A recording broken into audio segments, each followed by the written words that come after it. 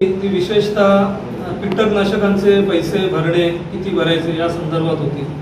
तर त्याच्यात जो निर्णय आज झाला तो नाईलाजाने घेतलेला निर्णय की शेतकऱ्यांना गृहीत धरलं गेलं की ते आणून पैसे भरतील पण शेतकऱ्यांनी जर पैसेच मिळवले नाहीयेत तर आणून काय भरणार। आणि एक संघटना म्हणून त्यांना एक काहीतरी होतं की ते काहीतरी ह्याच्यामध्ये करतील।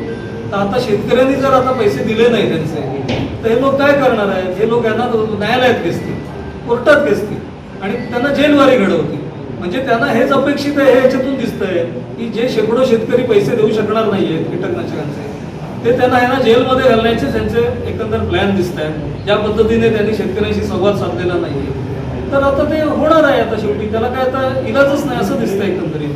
कारण 30% रक्कम भरणं हा जो जेव्हा विषय आलेला आहे त्यावेळी MRP वाटेल तशा MRP असतात कीटकनाशकांच्या आणि त्याच्या 25% जर कॅशने काही शेतकऱ्यांना याच कीटकनाशक विक्रेत्यांनी औषधं दिलेली आहेत ही वस्तुस्थिती आहे। त्यामुळे हा 30% आकडा आलेला आहे। 30% आकडा हा काय कोणी आपल्या मनाने ठरवलेला नाहीये आणि ह्याच्यावर कुठची चर्चा करायला हे लोक आलेले नाहीत। त्यामुळे ह्या सगळ्यांचा आम्ही आधी निषेध करतो की त्यांना कुठची काही त्याची संवेदनशीलता नाहीये। ज्या शेतकऱ्यांच्या जोरावर आपण इतके वर्ष व्यवसाय करतोय, आपण इतके वर्ष पैसे मिळवतोय, काय व्यवसाय हा?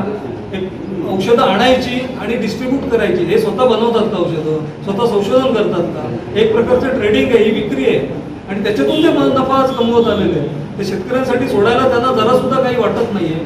तर माझं स्पष्ट मत असं आहे की शेतकऱ्यांना जेलची वारी घडवणं, शेतकऱ्यांना गुन्हेगार ठरवणं आणि शेतकऱ्याची रवानगी जेलमध्ये करणं हीच या कीटकनाशक विक्रेत्यांची एकंदर हे दिसते। कारण याची याचा परिणाम हाच होणार आहे शेवटी। त्यामुळे त्यांना त्यांच्यातल्या काही जणांना आम्ही आवाहन करतो की त्यांना जर काही वाटत असेल तर त्यांनी शेतकऱ्यांशी संवाद साधून या रकमेचं सेटलमेंट करावं।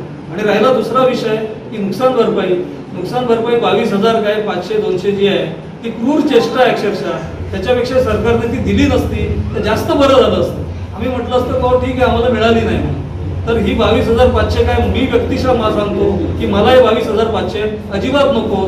गव्हर्नमेंटला 22,500 द्यायचे असतील तर माझ्या विद्याधर जोशीच्या नावावर कृपया ते पैसे माझ्या अकाउंटला पाठवू नयेत ही नम्र विनंती।